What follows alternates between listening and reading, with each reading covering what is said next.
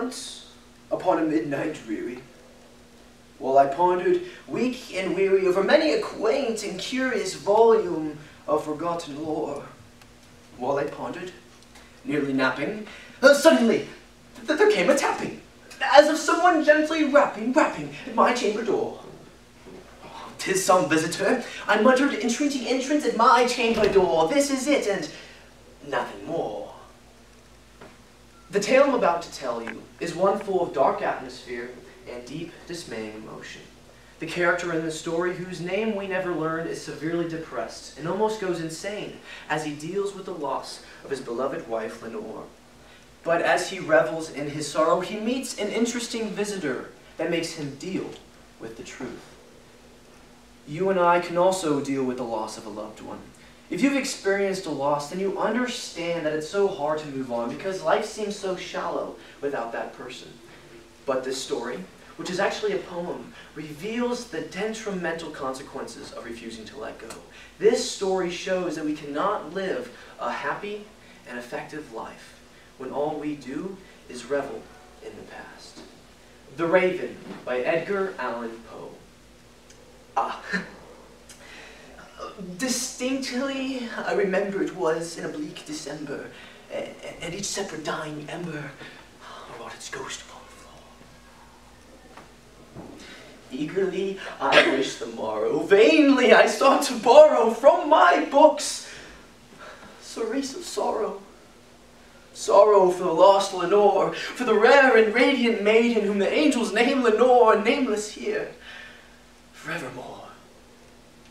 And the silken, sad, and certain rustling of each purple curtain, it filled me with fantastic terrors never felt before, so that now, 'tis still the beating of my heart, I stood repeating, 'tis some visitor entreating entrance at my chamber door. Some late visitor entreating entrance at my chamber door. This is it, and nothing more. Presently, my soul grew stronger, hesitating then no longer. "Sir," said I, "or Madame, truly your forgiveness I implore, but the fact is I was napping, and so gently you came rapping at my chamber door that I was scarcely sure I heard you." Here I opened wide the door. Oh, darkness there, and nothing more.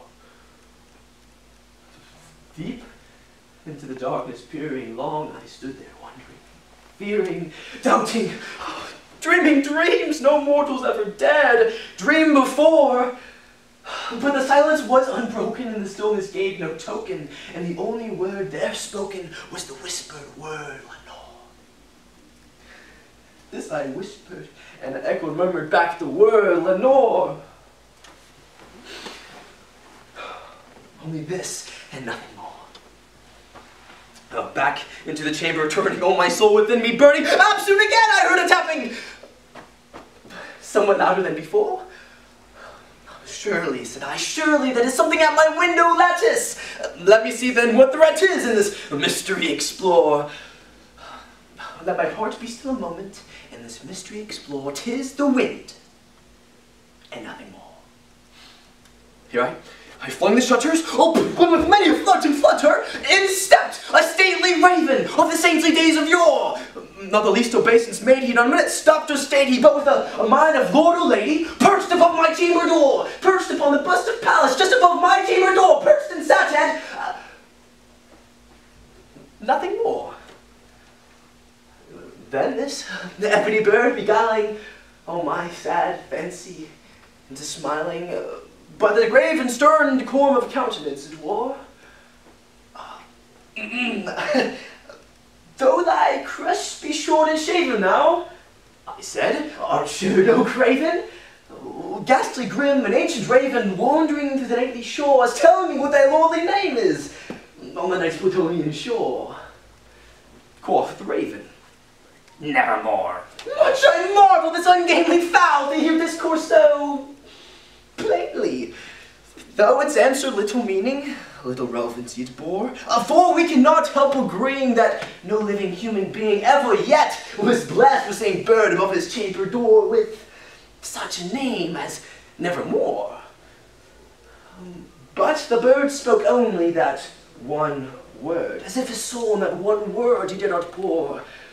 Nothing further than he uttered, not a feather than he fluttered, till I, scarcely more than muttered, other friends have flown before. On the morrow he will leave me, as my hopes have flown before. But the bird said, nevermore. Startled at the stillness by reply so aptly spoken, doubtless, said I, what it utters is its only stock in store, caught from some unhappy master, whom unmerciful disaster fall fast and fall faster still, oh, till the dirges of his hope that melancholy burden bore of never, nevermore. But this ebony bird still beguiling my sad fancy into smiling straight a real cushioned seat, and for the bird bust and door, and upon the velvet sinking I betook myself to linking fancy unto fancy, thinking with this ominous bird of yore, this grim, ungainly, ghastly, gaunt and ominous bird of yore, meant in croaking nevermore. This I sat engaged in guessing, but no syllable expressing to the fowl whose fiery eyes now burn in my bosom's core. This I sat divining, with my head at ease reclining on the Christmas velvet lining, with the lamplight gloating o'er. But whose velvet violet lining with the lamplight gloating o'er, she shall press nevermore. And then methought the air grew denser, perfumed from an unseen censer, swung by a seraphim whose footfalls tinkled on the tufted floor.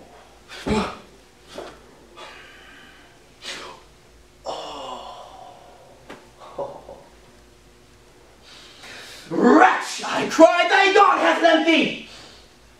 By his angels he hath sent thee! Respite, respite and nepenthe from the memories of Lenore. Quaff, oh quaff this kind nepenthe and forget this lost Lenore. Quoth the raven, nevermore. Oh prophet, said I, think of evil. Prophet still and bird, oh devil. Desolate, and whole undaunted, on this desert land enchanted, on this home, by horror haunted, tell me truly, I implore. Is there balm in Gilead? Oh, tell me, I implore. Quoth the raven, nevermore. Oh, prophet, think of evil. Prophet still and bird, oh devil. By that heaven that bends above us, and by that God we both adore, tell this soul with sorrow laden, if within the distant Aiden it shall clasp a saint and maiden whom the angels name Lenore. Clasp a rare and radiant maiden whom the angels name Lenore. Quoth the raven, nevermore.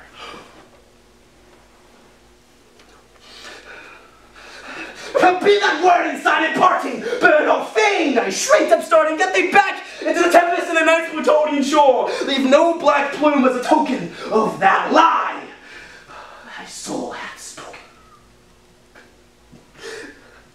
Leave my loneliness unbroken, quit the bust above my door, take thy beak from out my heart, to take thy form from off my door. Quoth the raven, nevermore.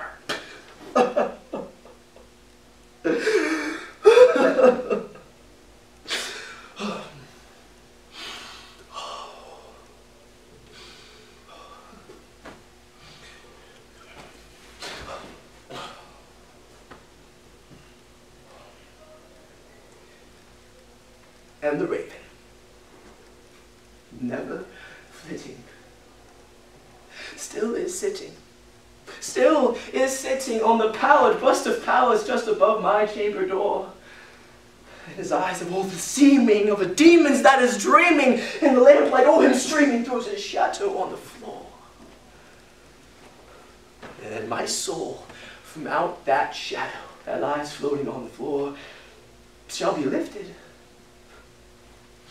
never more.